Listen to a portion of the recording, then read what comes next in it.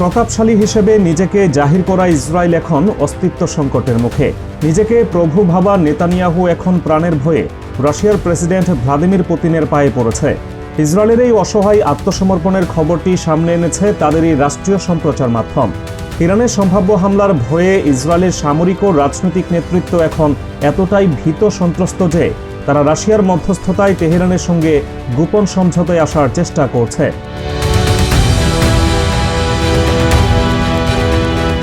Israeli রাষ্ট্রীয় সম্প্রচার মাধ্যম কান নিউজের প্রতিবেদনে উঠে এসেছে এই চাঞ্চল্যকর তথ্য। প্রতিবেদনে বলা হয়েছে, বেনিয়ামিন নেতানিয়াহু রাশিয়ার প্রেসিডেন্ট ভ্লাদিমির পুতিনের সঙ্গে যোগাযোগ করে তাকে অনুরোধ করেছেন যেন তিনি ইরানের সর্বোচ্চ নেতৃত্বের কাছে একটি বিশেষ বার্তা পৌঁছে দেন। বার্তাটি হল, ইসরায়েল ইরানের উপর নতুন করে কোনো হামলা চালাতে চায় না। এই বার্তার ভাষা এবং ধরনে বোঝা যায় তেল আবিব এখন ইরানের সামরিক শক্তির সামনে কতটা অসহায় বোধ করছে। ইসরায়েলের গোয়েন্দা সংস্থাগুলোর কাছে খবর ছিল তেহরান আগাম হামলা বা প্রিএমপ্টিভ স্ট্রাইক চালানোর প্রস্তুতি নিচ্ছে। এর মানে ইসরায়েল কিছু করার আগেই ইরান তাদের উপর বড় ধরনের আঘাত হানতে পারে। এই গোয়েন্দা তথ্যের ভিত্তিতেই নেতানিয়াহুর ঘুম হারাম হয়ে যায়। তিনি বুঝতে পারেন আমেরিকার সাহায্য নিয়েও ইরানের এই সম্ভাব্য হামলা ঠেকানো সম্ভব হবে না। তাই তিনি সোজা রাশিয়ার দ্বারস্থ হন। সাম্প্রতিক সময়ে নেতানিয়াহু এবং পুতিনের মধ্যে একাধিকবার ফোনালাপ হয়েছে।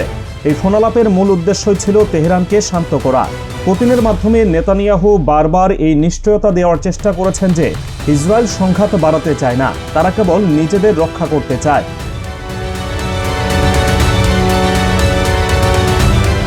এই ঘটনার সত্যতা আরও জোরালো হয়েছে আমওয়াচ মিডিয়ার একটি বিস্তারিত প্রতিবেদনের মাধ্যমে। সংবাদ মাধ্যমটি তাদের রিপোর্টে পরিষ্কার করেছে, উত্তেজনা কমানোর জন্য ইরান ও ইসরায়েলের মধ্যে একজন মিউচুয়াল ফ্রেন্ড বা উভয় পক্ষের পরিচিত একজন মধ্যস্থতাকারী কাজ করেছেন। এই মধ্যস্থতাকারী আর কেউ নন, স্বয়ং রাশিয়ার প্রেসিডেন্ট ভ্লাদিমির পুতিন।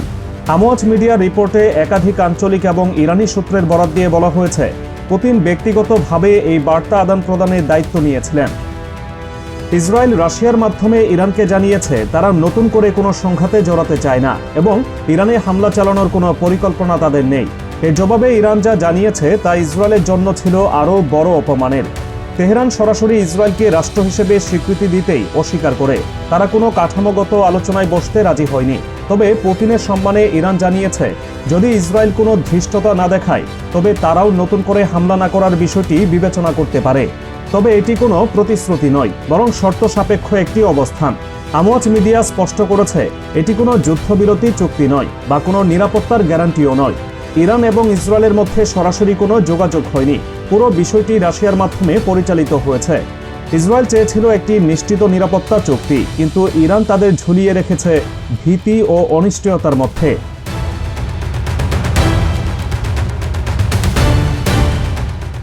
রাশিয়ার প্রেসিডেন্ট ভ্লাদিমির পুতিন নিজেও গত অক্টোবর মাসে একটি অনুষ্ঠানে স্বীকার করেছিলেন ইসরায়েল রাশিয়ার মাধ্যমে ইরানের কাছে বার্তা পাঠাতে চেয়েছিল। পুতিনের সেই স্বীকারোক্তি এবং বর্তমান পরিস্থিতি সমন্বয় করলে বোঝা যায় ইসরায়েল গত কয়েক মাস ধরে ইরানের ভয়ে তটস্থ হয়ে আছে। তারা বুঝতে পেরেছে ইরানের মিসাইল এবং ড্রোন প্রযুক্তির সামনে তাদের তথাকথিত আয়রন ডোম ও অন্যান্য প্রতিরক্ষা ব্যবস্থা অকার্যকর। তাই যুদ্ধের ময়দানে না পেরে তারা এখন কূটনীতির নামে রাশিয়ার পায়ে ধরে পরিস্থিতি সামাল দেওয়ার চেষ্টা করছে। একে অনেকেই দেখছেন নেতানিয়াহুর রাজনৈতিক ও সামরিক পরাজয় হিসেবে। এদিকে ইরানের সামরিক প্রস্তুতি দেখে ইসরায়েলের পিলে চমকে গেছে। গত 25 সেপ্টেম্বর তেহরানের বাহারিস্তান স্কোয়ারে একটি বিশাল সামরিক প্রদর্শনী অনুষ্ঠিত হয়। সেখানে ইরানের নিজস্ব প্রযুক্তিতে তৈরি খাইবার বাস্টার ক্ষেপণাস্ত্র প্রদর্শন করা হয়। এই ক্ষেপণাস্ত্রটি বিশেষভাবে ইসরায়েলের গভীর অভ্যন্তরে আঘাত হানার জন্য ডিজাইন করা হয়েছে। প্রদর্শনীর ব্যানারে ইরানের সর্বোচ্চ নেতা আয়াতুল্লাহ আলী খামেনি এবং ইসরায়েলি হামলায় নিহত বিভিন্ন কমান্ডারদের ছবি ছিল। এই প্রদর্শনী ছিল তেল আবিবের উদ্দেশ্যে এক স্পষ্ট সতর্ক বার্তা।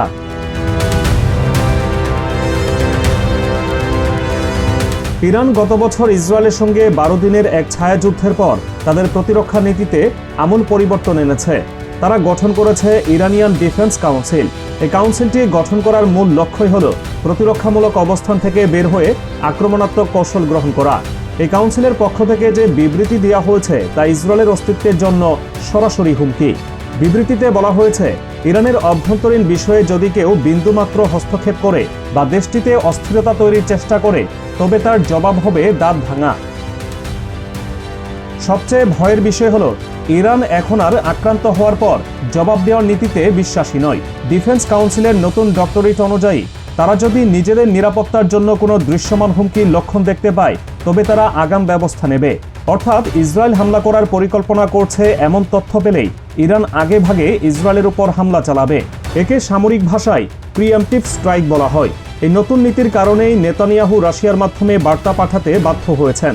তিনি জানেন ইরানের দৃশ্যমান হুমকির সংজ্ঞা অত্যন্ত কঠোর এবং এর পরিণাম হতে পারে ভয়াবহ।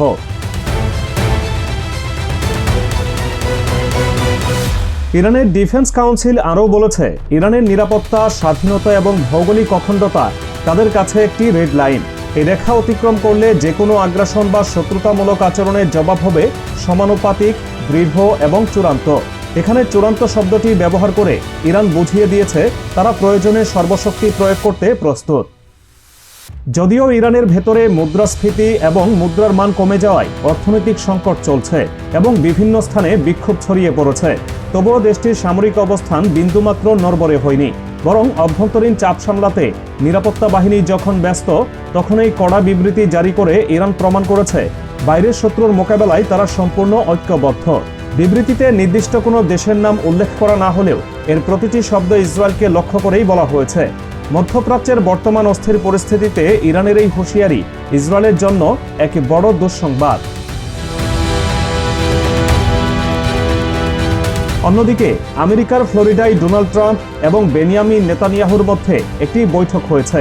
মার্কিন গণমাধ্যমগুলোর রিপোর্ট অনুযায়ী সেই বৈঠকে নেতানিয়াহু 2026 সালে ইরানের উপর নতুন করে হামলার সম্ভাবনার কথা তুলে ধরেছেন। এই খবর ফাঁস হওয়ার পর পরিস্থিতি আরও জটিল আকার ধারণ করেছে। 2026 সালের কথা বলে নেতানিয়াহু হয়তো সময়ক্ষেপণ করতে চাইছেন, তবে ইরান ভবিষ্যতের অপেক্ষায় বসে নেই। তারা বর্তমান সময়ে যে কোনো ষড়যন্ত্রের জবাব দিতে প্রস্তুত। ট্রাম্প ও নেতানিয়াহুর এই বৈঠকের খবর ইরানের কানে পৌঁছানোর পরই তেহরান তাদের অবস্থান আরও কঠোর করেছে। ইরানের সেনাপ্রধান মেজর জেনারেল আমির হাতামি এই ষড়যন্ত্রের জবাবে অত্যন্ত কঠিন ভাষায় হুঁশিয়ারি দিয়েছেন। গত বুধবার আর্মি কমান্ড্যান্ট স্টাফ ইউনিভার্সিটিতে শিক্ষার্থীদের উদ্দেশ্যে দেওয়া এক ভাষণে তিনি বলেন, যে কোনো আক্রমণকারীর হাত আমরা কেটে দেব। জেনারেল হাতামির মতে, ইরানের বিরুদ্ধে শত্রুদের যে কোনো হুমকি বা আগ্রাসী বক্তব্য এখন থেকে সরাসরি যুদ্ধের ঘোষণা হিসেবে বিবেচনা করা হবে এবং এর জবাব দেওয়া হবে তাৎক্ষণিকভাবে।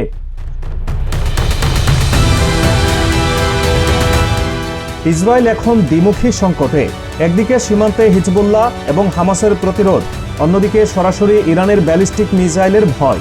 নেতানিয়াহু ভেবেছিলেন রাশিয়ার সঙ্গে সম্পর্ক কাজে লাগিয়ে তিনি ইরানকে দমাতে পারবেন, কিন্তু পুতিনের মাধ্যমে বার্তা পাঠিয়ে তিনি উল্টো নিজের দুর্বলতাই প্রকাশ করে ফেলেছেন। ইরান এখন জানে ইসরায়েল ভীত, আর শত্রুর দুর্বলতা জানলে ইরান কতটা নির্মম হতে পারে তা মধ্যপ্রাচ্যের ইতিহাসে বহুবার প্রমাণিত হয়েছে। ইসরায়েলের জনগণ এখন আতঙ্কে দিন কাটাচ্ছে। তাদের সরকার প্রধান যখন অন্য দেশের প্রেসিডেন্টের পায়ে পড়ে প্রাণভিক্ষা চান, তখন সাধারণ নাগরিকদের মনোবল ভেঙে পড়াই স্বাভাবিক। ইরানের খাইবার বাস্টার ক্ষেপণাস্ত্র এবং ডিফেন্স কাউন্সিলের নতুন নীতি তেল আবিবের বুকে কাঁপন ধরিয়ে দিয়েছে। পরিস্থিতি এমন পর্যায়ে পৌঁছেছে, ইসরায়েলের যে কোনো ভুল পদক্ষেপ তাদের ধ্বংস ডেকে আনতে পারে।